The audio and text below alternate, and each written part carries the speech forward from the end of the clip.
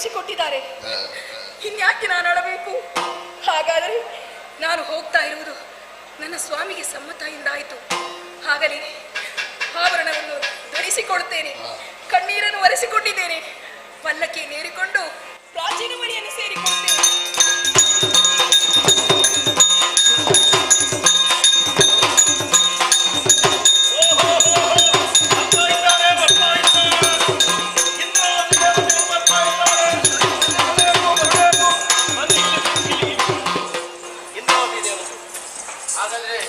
ನಾವು ಕಾರ್ಯಕ್ರಮ ಆರಂಭ ಮಾಡುವುದೇ, ಪೂಜೆಗೆ ಇನ್ನು ಹೊತ್ತು ಇಲ್ಲ, ಮುಹೂರ್ತ ಸನ್ನಿಹಿತವಾಗಿದೆ. ಹೌದು, ವಾಮಭಾಗದಲ್ಲಿ ಬಲಭಾಗದಲ್ಲಿ ನಾನೇ. ಹಾಗಾದ್ರೆ ಯಾಗ ಆರಂಭ ಮಾಡುವುದೇ.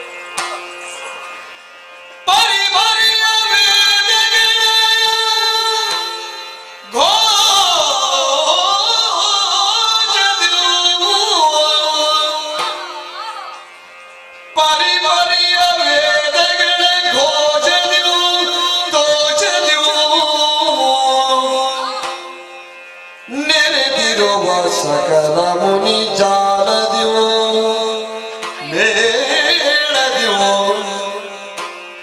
ಒರು ತರದೆ ಮೆರೆವದಿಕ ಹೋಮದಿವು ನೇಮದಿವು ಅಖಿಳ ವೈಭವಗಳಿಂದ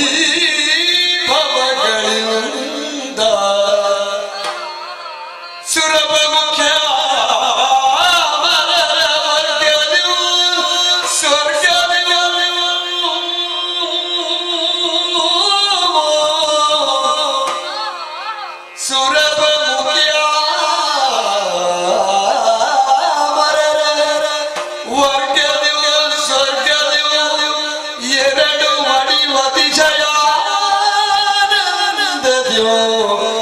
ಚಂದವ್ಯೋ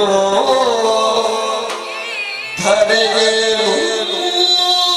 ನೂತನವಾದ ಮಂತ್ರದ್ಯೋ ತಂತ್ರದ್ಯೋ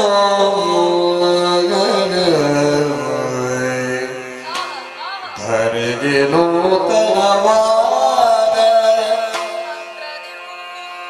ಮಂತ್ರದ್ಯೋ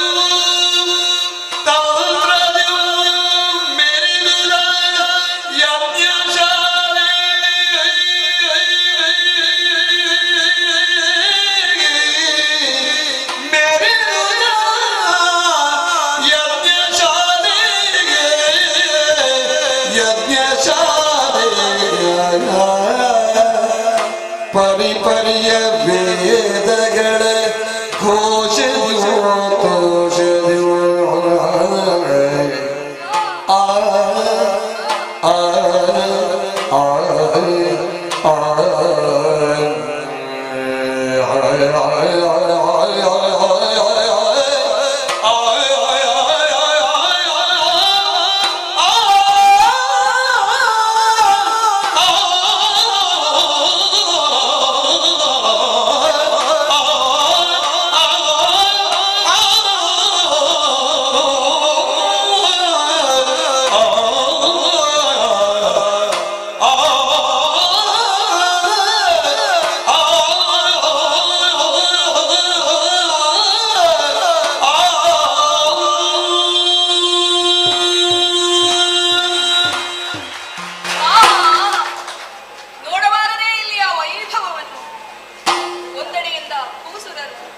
ಋಷಿಮುನಿಗಳು, ಕಿನ್ನರರು, ಕಿಂಪುರುಷರು, ಗಂಧರ್ವರು, ಓ ಹೋ ಹೋ ಹೋ ದೇವತೆಗಳು, ವೇದ ಮಂತ್ರಗಳು ಕೇಳಿಸುತ್ತಾ ಇದೆ.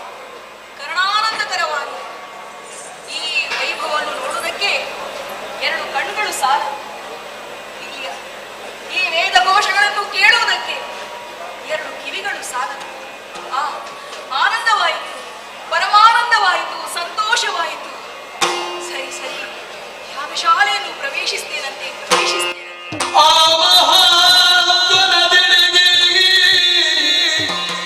ಭುವನ ಸ್ತೋಮ ವಂದಿತೆ ಬಂಧು ಸ್ತೋಮ ತಾಯಿ ತಂದೆಯರ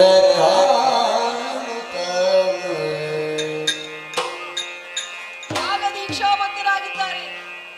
ನನ್ನಪ್ಪ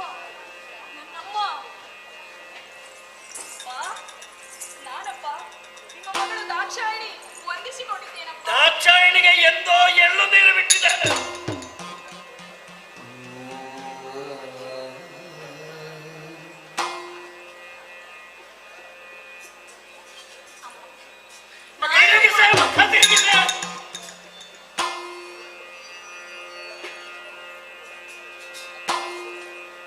ಅಕ್ಕ ತಂಗಿಯಂದಿರೇ,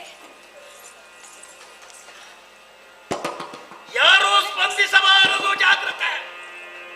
ಕೋಮಲೆಯನೆಂದು ನುಡಿಸದೆ ಕೋಮಲೆಯೆಂದು ನುಡಿಸದೆ ತಾಮುದದಿ ಕುಳ್ಳಿಯನು ಸತಿ ಚಿಂತಾಮಹೋದದಿಯೊಳಗೆ ಮುಳುಗಿದಳದೆ ಕಬೆರಗಿರಲಿ.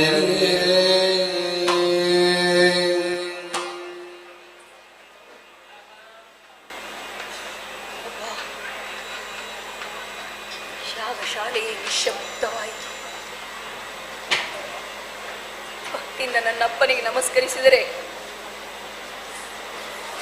ಅಕ್ಕರೆಯ ಮಗಳಾದಂತಹ ದಾಕ್ಷಾಯಿಣಿ ಸತ್ತು ಹೋಗಿದ್ದಾಳೆ ಅಲ್ವೇ ಅಪ್ಪ. ಅಮ್ಮ, ನೀನು ಮುಖ ತಿರುಗಿಸಿದೆಯಾ ತಾಯೇ? ನಿನ್ನ ತಪ್ಪಿಲ್ಲವಮ್ಮ.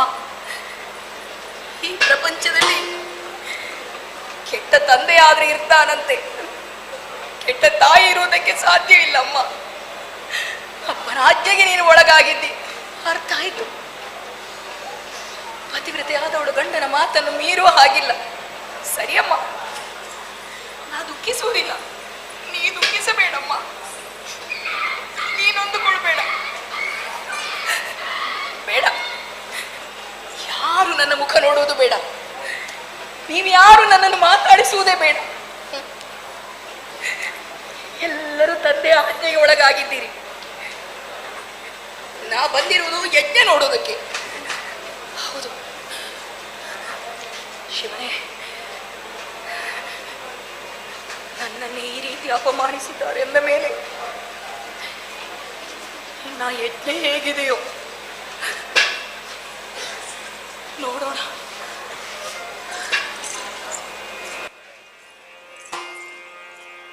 ಯಾಗದ ಸುಭಗೀಕ್ಷಿಸಿ ಇಂದ್ರಾಯ ಸ್ವಾಗ ಇಂದ್ರಾಯ ಸ್ವಾಹ ಇಂದ್ರಾಯ ಇದನ್ನಮಮ ಅಗ್ನೇ ಸ್ವಾಗ ಅಗ್ನೇಯ ಇದನ್ನಮಮ ಯಮಾಯ ಸ್ವಾಗ ಯಮಾಯ ಇದನ್ನಮಮ ನಿವೃತಯೇ ಸ್ವಾಗ ನಿರುತಾಯ ಇದನ್ನಮಮ ವರುಣಾಯ ಸ್ವಾಗ ವರುಣಾಯ ಇದನ್ನಮಮ ವಾಯುವೇ ಸ್ವಾಗ ವಾಯುವೇ ಇದನ್ನಮಮ ಕುಬೇರಾಯ ಸ್ವಾಗ ಕುಬೇರಾಯ ಇದನ್ನಮಮ ಈಶಾಯ ಈ ಶನಿಗೆ ಇಲ್ಲ.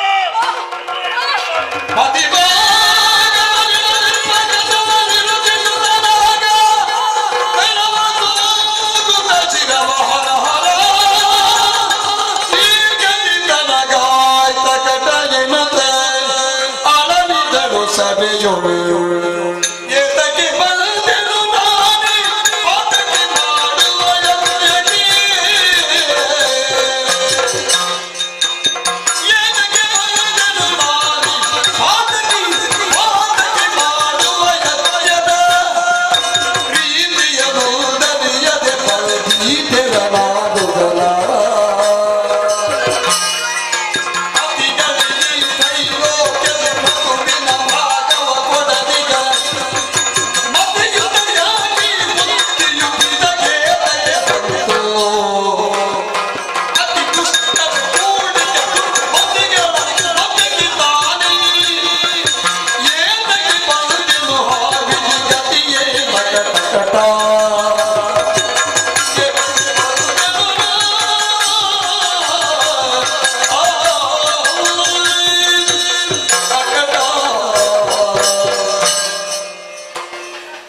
ಶಿವನೇ, ಶಂಭೋ ಮಹಾದೇವ,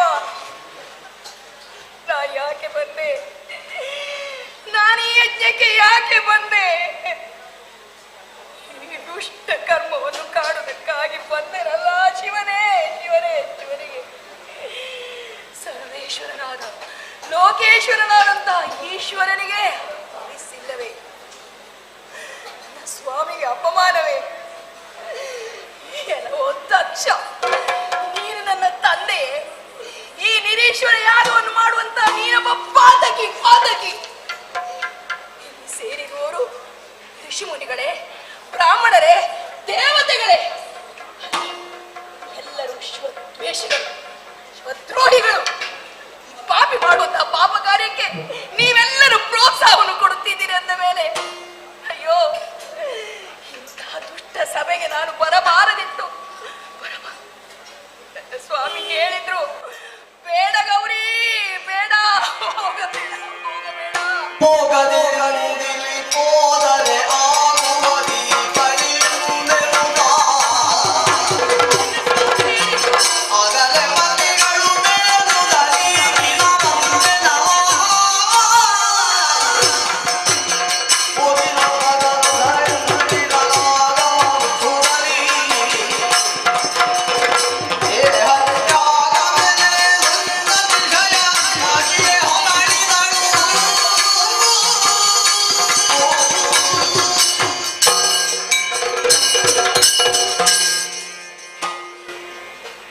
ಸ್ವಾಮಿ ಸಾರಿ ಸಾರಿ ಹೇಳಿದ್ರು, ಬೇಡ ಗೌರಿ, ಬೇಡ, ಹೋಗಬೇಡ, ದುಷ್ಟ ಕ್ರತುವುದು.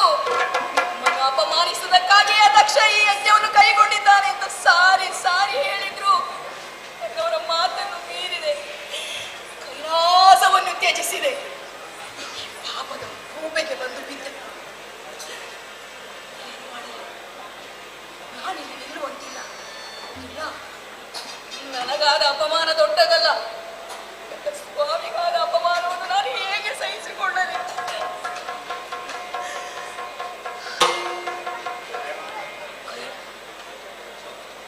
ಮರಳಿ ಕೈಲಾಸಕ್ಕೆ ಹೋಗಲೇ? ಇಲ್ಲ. ಹೋದಾಗ ನನ್ನ ಸ್ವಾಮಿ ಕೇಳಿ ಯಾರು? ಗೌರಿ, ಆ ದಕ್ಷಾದೂರದಲ್ಲಿ ನಿನ್ನ ತಂದೆಯ ಮನೆಯಲ್ಲಿ ಏನು ನಡೆಯಿತು? ನಿನಗೇನು ಗೌರವ ಸಿಕ್ಕಿತು ಅಂತ ಕೇಳಿದೆ.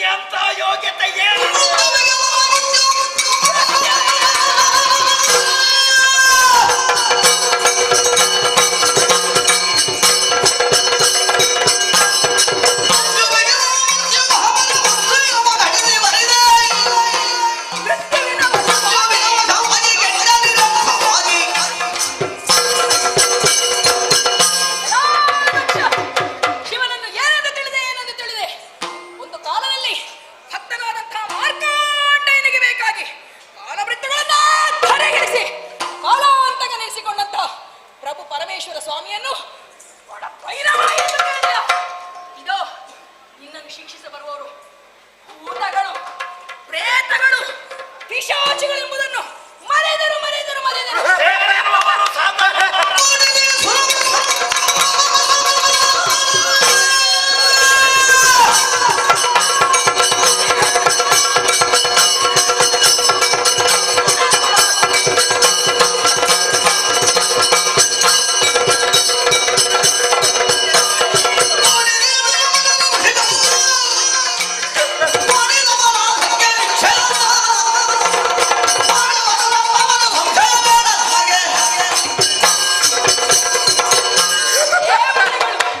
ಸುರರು ಒಂದು ಕಾಲದಲ್ಲಿ ದುಷ್ಟರಿಂದ ಕಷ್ಟ ಬಂದಾಗ ಕೈಲಾಸವನ್ನು ಸೇರಿಕೊಂಡು ಕಣ್ಣೀರಿಟ್ಟ ಸುರರು ನೀವು ಶಿವದ್ವೇಷಿಗಳಾದಿರೋ, ಪಾಪಿ ಮಾಡುವಂತಹ ಪಾಪ ಕಾರ್ಯಕ್ಕೆ ಪ್ರೋತ್ಸಾಹವನ್ನಿದ್ದೀರ.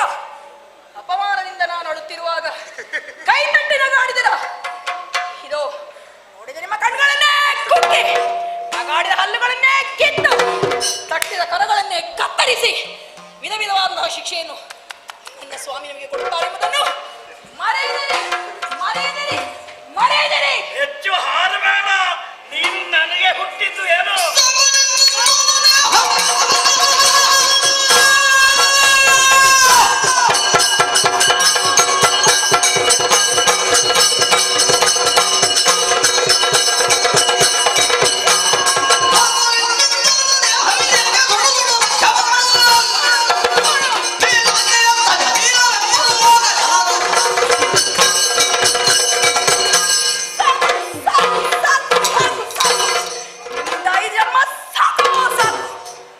ನಾನು ಬದುಕಿರುವವರೆಗೆ ದಕ್ಷನ ಮಗಳು ದಾಕ್ಷಾಯಿಣಿ ಈ ಹೆಸರು ನಾನು ಬದುಕಿಕೊಳ್ಳುತ್ತೇನೆ. ಇಲ್ಲ, ನಿನ್ನ ಮಗಳಾಗಿ ನಾನು ನಿನ್ನ ಬದುಕುಳಿಯಲಾರೆ. ನಾನು ಶಿವನ ಸತಿಯಾಗಿಯೇ ಉಳಿಯಬೇಕು. ಹಾಗಾಗಿ ಸಾಯ್ತೇನೆ. ಸತ್ತು ಮತ್ತೊಮ್ಮೆ ಜನ್ಮವೆತ್ತಿ ಆ ಪುಣ್ಯಲೋಕ ಕೈಲಾಸವನ್ನು ಸೇರಿಕೊಳ್ತೇನೆ. ನನ್ನ ಸ್ವಾಮಿಗೆ ಸತಿಯಾಗ್ತೇನೆ. ಆ ಪುಣ್ಯ ಪಾದಗಳ ಸೇವೆಯನ್ನು ಮಾಡ್ತೇನೆ. ಅಪಮಾನವಾದ ದೇಹದಿಂದ ಅಲ್ಲಿಗೆ ಹೋಗಲಾರೆ. ಅಪಮಾನವಾದಂತಹ ಈ ದೇಹವನ್ನು ಈ ಹೆಜ್ಜೆ ವೇದಿಕೆ ಬಳಿಯಲ್ಲೇ ತ್ಯಾಗ ಮಾಡ್ತೇನೆ, ತ್ಯಾಗ ಮಾಡ್ತೇನೆ. ಅಗ್ನಿದೇವ, ಮುಟ್ಟಬೇಡ ಮುಟ್ಟಬೇಡ. ಈ ನಿನ್ನ ಕ್ರತುವಿನ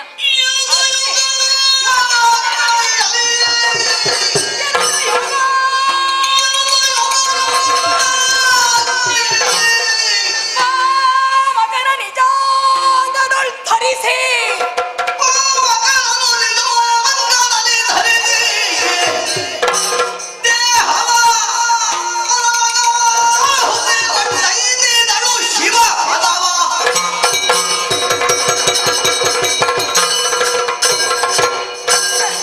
ನಿನ್ನ ಅಗ್ನಿಗೆ ನನ್ನನ್ನು ಮುಟ್ಟುವ ಯೋಗ್ಯತೆ ಇದೆಯೇ?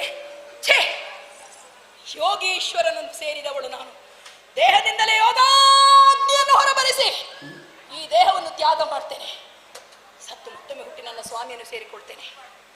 ನೋಡಿ ಪಾಪಿಗಳೇ, ನೋಡಿ ನೋಡಿ ದುಷ್ಟರೇ, ನೋಡಿ ನೋಡಿ ನೋಡಿ ನೋಡಿ ನೋಡಿ. ಶಿವನೇ ಶಿವನೇ, ಪಂಚಾಕ್ಷರಿಗಳನ್ನು ಉಚ್ಚರಿಸುವಂತಹ ಶಕ್ತಿ ನನಗೆ ಕೊಡು ಶಿವನೇ. ಓಂ ನಮಃ ಶಿವಾಯ, ಓಂ ನಮಃ ಶಿವಾಯ, ಓಂ ನಮಃ ಶಿವಾಯ, ಓಂ ನಮಃ ಶಿವಾಯ, ಓಂ